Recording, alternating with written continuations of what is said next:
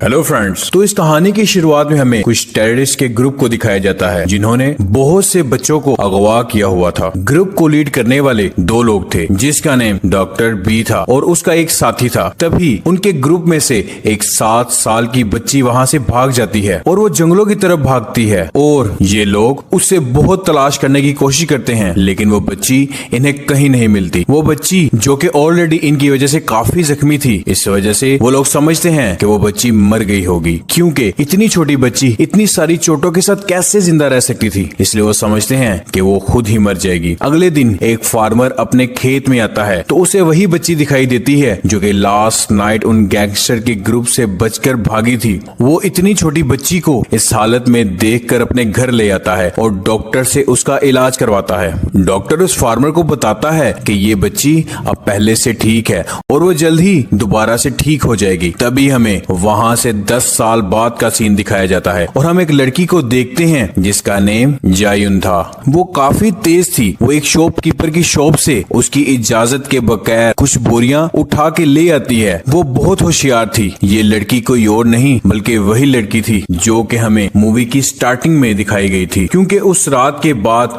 उस फार्मर ने उसे अडॉप्ट कर लिया था और अब वो उसे ही अपनी बेटी समझता था। स्टडीज में अच्छा होने के साथ साथ वो अपने डैड के साथ उनके कामों में हाथ बटाती थी, लेकिन अक्सर उसे दौरे पड़ा करते थे जो कि उसे उसके माजी की याद दिलाया करते थे। वो गुजरी हुई यादें इतनी खतरनाक थी कि उनसे उसे काफी तकलीफ होती थी। एक दिन जायुन की फ्रेंड उसे सिंगिंग कंपटीशन के बारे में बताती है, जिस कंपटीशन में अगर वो जीत जाए तो उसे बहुत सा पैसा मिलेगा। ये देखकर जायुन ये डिसाइड करती है कि वो भी इस कंपटीशन में हिस्सा लेकर इसे जीतेगी और उससे बहुत सा पैसा कमाएगी, क्योंकि उसे पैसों की जरूरत थी और अपनी फैमिली की मदद करना चाहती थी। तभी वो सिंगिंग कंपटीशन का टेस्ट देने के लिए चली जाती है, जहाँ पर जजेस उसका गाना सुनते हैं और वो यहाँ गाने के साथ साथ सबको मैजिक करके दिखाती है, जिसे देखकर सब काफी हैरान हो जाते हैं। अब इसके बाद वो इस कंपटीशन का पहला राउंड जीत जाती है। अब जायुन के पेरेंट्स देखते हैं कि उनकी बेटी ने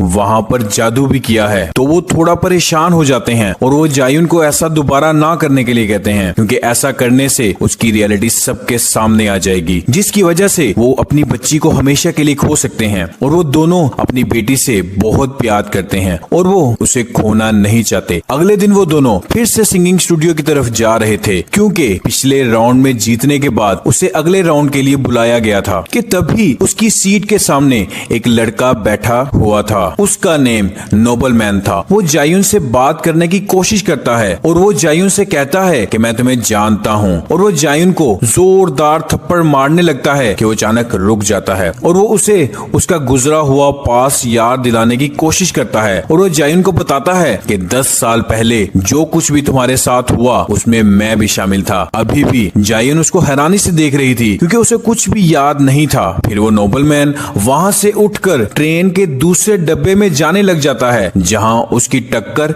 एक आदमी से होती है और वो उस टक्कर की वजह से उस आदमी को बहुत मारता है कि वो मरने वाला हो जाता है और वो उस आदमी को उठाकर चलती हुई ट्रेन से बाहर फेंक देता है। अब हमें इस बात का अंदाजा हो जाता है कि वो एक अच्छा इंसान नहीं है। इसके बाद जायुन स्टूडियो में पहुंचती है और वो इस राउंड को भी बहुत आसानी से जीत जाती है और वो नेक्स्ट राउंड के लिए चुन ली जाती है और खुशी खुशी उस स्टूडियो से वापस आ रही थी कि तभी उसकी तबीयत फिर से खराब होने लग जाती है और इस वजह से उसकी नाक और मुंह से खून आने लग जाता है। फिर जब जायुन कुछ देर बाद नॉर्मल होती है तो वो वॉशरूम से बाहर आ जाती है और उसकी दोस्त उसे पकड़कर बाहर ले आती है। फिर वो टैक्सी का वेट करने लग जाते हैं। तभी हमें कुछ ब्लैक कार्स उनकी तरफ आते हुए दिखाई देती हैं, जो कि उनके सामने रुक जाती हैं और वो जायुन को लिफ्ट देने के लिए कहते हैं, लेकिन उनका असली मकसद उसको अगवा करना था। फिर तभी उनकी टैक्सी आ जाती है, जिसको देखकर वो दोनों उसी टैक्सी में जाकर बैठ जाते हैं। जब जायुन ने सिंगिंग परफॉर्मेंस दी थी तो वो बहुत पॉपुलर हो गई थी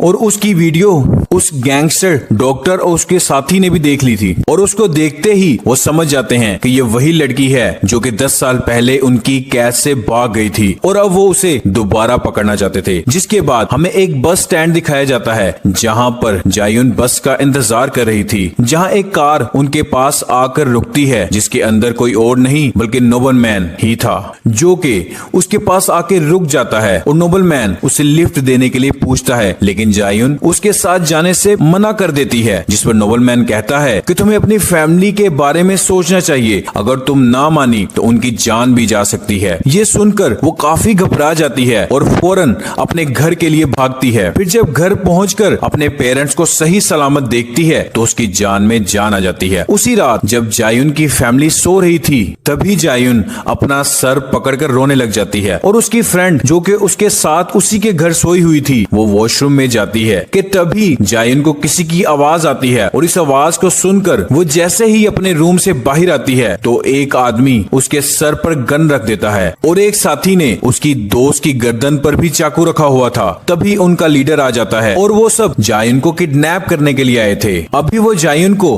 अपने साथ जाने के लिए कह ही रहे थे कि से भी गन छीन लेती है और उन सबको मार देती है। अब उसे इस बात पर यकीन नहीं आता कि उसने इतने सब लोगों को कैसे मार दिया। तभी वहाँ पर नोबलमैन और उसका साथी आ जाता है, जो कि आते ही जायुन से कहता है कि तुम कोई मामूली इंसान नहीं हो, बल्कि तुम सबसे अलग हो, तुम सबको नुकसान पहुंचा सकती हो, इसलिए हम सब तुम्हारा पीछा कर रहे थे और तुम्हें अपने साथ लेकर जाना चाहते हैं। अगर तुम हमारा साथ दोगी तो इसमें तुम्हारा ही फायदा होगा और हम तुम्हारी मेमोरी भी वापस ले आएंगे। जिस पर जायुन चलने के लिए मान जाती है। वो जायुन को अपनी गाड़ी में बिठा लेते हैं और उसे अपने साथ किसी रिसर्च लैब में ले आते हैं, जहां वो डॉक्टर बी से भी मिलती है। डॉक्टर बी जायुन को देखते ही काफी खुश हो जाती है और जायुन से कहती है कि हम तुम्हें मरा हुआ समझकर छोड़ आए थे और जब तुमने उस शो पर मैजिक किया तो मुझे यकीन आ गया कि तुम अभी भी जिंदा हो और हम तुम्हें तब से मरा हुआ समझ रहे थे और मेरी जो हिम्मत खत्म हो गई है वो दोबारा से लौट आई है। लेकिन अभी जायुन को कुछ समझ नहीं आ रहा था कि ये सब क्या हो रहा है। वो कुछ भी याद नहीं कर पा रही थी। डॉक्टर बी जायुन को देख अपने डॉक्टर्स को उसे इंजेक्शन लगाने के लिए कहती है और वो डॉक्टर ऐसे ही करते हैं और वो जायुन को इंजेक्शन लगा देते हैं और डॉक्टर उसे बताती है कि तुम इंसान नहीं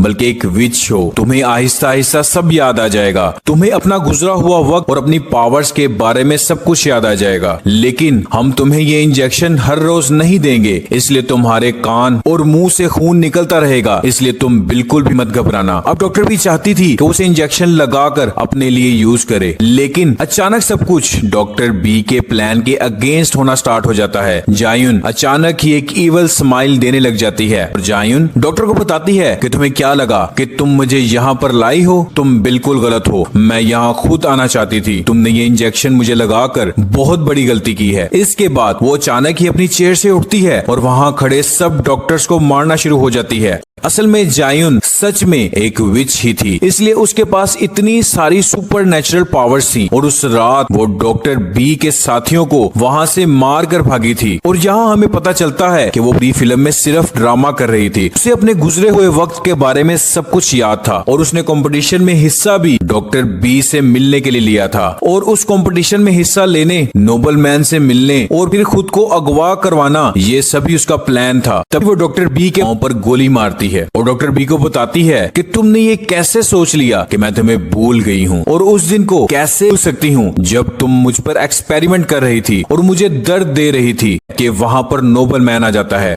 नोबलमैन भी जायुन जैसा एक सुपर नेचुरल पावर वाला बच्चा था जिसे डॉक्टर बी ने किडनैप किया था, लेकिन वो जायुन जैसा पावरफुल नहीं था और जायुन से जलने की वजह से उसके पीछे पड़ा हुआ था। फिर तभी वहाँ पर डॉक्टर बी का साथी आता है और जायुन को उसकी हैवानियत के बारे में याद आ जाता है और जायुन को याद आ जाता है कि कितना बेरहम इंसान है और उस रात इसने मुझ पर बहुत जुल्म किया था। इससे पहले कि वो जायुन पर अटैक कर पाता, उसे काफी बुरी तरह से जायुन मारना शुरू हो जाती है, यहाँ तक कि जायुन उसकी हड्डियां भी तोड़ देती है और कुछ ही देर बाद उसकी भी मौत हो जाती है और अब सिर्फ जायुन और नोबलमैन ही पीछे बचे थे। इन दोनों के दरमियान काफी अच्छी फाइट होती है, लेकिन जायुन नोबलमैन पर भारी पड़ रही थी और वो मरने से पहले नोबलमैन से उनके हेड ऑफिस के बारे में पूछती है ताकि वो वहाँ जाकर इस बीमारी का इलाज ढूंढ सके। तो नोबलमैन उसे सब बता देता है, जिसके बताने के बाद वो उसे भी मार देती है। तभी जायुन हॉस्पिटल में अपने पेरेंट्स के पास आती आती है और वहाँ उसकी मदर की तबीयत काफी खराब थी, जिसके बाद उसके फादर उसको बताते हैं कि मैं जानता हूँ कि तुम एक विच हो, क्योंकि तुम्हारे आने के बाद से हमारे फार्म के बहुत से जानवर मरना शुरू हो गए थे। हालांकि मैं तुम्हें दूर भेजना चाहता था, लेकिन तुम्हारी मॉम इस बात पर बिल्कुल एग्री नहीं हुई और उसने तुम्हें अपने बच्चों की तरह बड़ा किया। ये सुनकर जायन भी काफी उदास हो जाती है और वो अपने डैड से कहती है कि डैड, मैं अभी आप लोगों से दूर जा रही हूँ, लेकिन मैं वापिस आकर आपसे जरूर मिलूंगी। जिसके बाद वो डॉक्टर बी के मेन ऑफिस यानी कि उसके हेडक्वार्टर पहुंच जाती है और जो इस हेडक्वार्टर को चला रही थी वो बिल्कुल डॉक्टर बी की तरह दिखती है। वो जायन से काफी डरी हुई थी, इसलिए वो उसे मेडिसिन दे देती है और वो जायन को बताती है कि इन दवाओं को लेने के बाद वो मरने से भी बच सकती है। फिर तभी वहाँ पर एक लड़की आ जाती है जो कोई जायन पर अटैक करने के लिए आई थी, जिस पर जायन उस लड़की को कहती है कि अगर तुमने मुझ पर हमला किया तो मैं तुम्हारा सर उड़ा दूंगी। और इसी के साथ इस मूवी का एंड हो जाता है।